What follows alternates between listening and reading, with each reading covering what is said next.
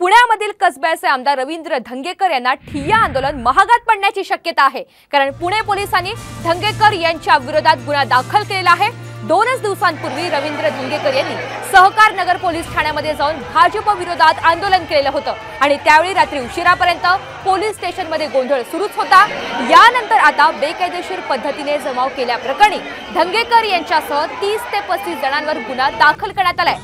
पुण्यातील कसब्याचे आमदार रवींद्र धंगेकर यांना आता ठिय्या आंदोलन महागात पडण्याची शक्यता आहे।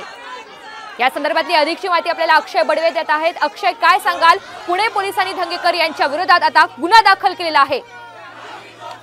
रविवारी रात्री कसबा आमदार रवींद्र धंगेकर जे स्वतः पुणे लोकसभा निवडणुकीसाठी महाविकास आघाडीचे उमेदवार होते, त्यांनी भाजपवर मतदानासाठी पैसे वाटल्याचा आरोप करत सहकारनगर पोलीस ठाण्यामध्ये ठिय्या मांडला होता आणि त्या 35 ते 40 कार्यकर्त्यांच्यावर देखील आता हा गुन्हा दाखल करण्यात आलेला आहे। बेकायदेशीरपणाने जमाव जमवल्या प्रकरणी निवडणूक आयोग असेल किंवा पोलीस असेल यांनी देखील या परिस्थितीची गंभीर दखल घेऊन आता त्यांच्यावर गुन्हा दाखल करण्यात आलेला आहे। पुढची प्रक्रिया आता काय होते, पुढे कारवाई काय होते, धंगेकर यांना कसं उत्तर देतात हे पाहणं देखील आता महत्त्वाचं ठरणार आहे। निश्चितच धन्यवाद सविस्तर माहितीबद्दल।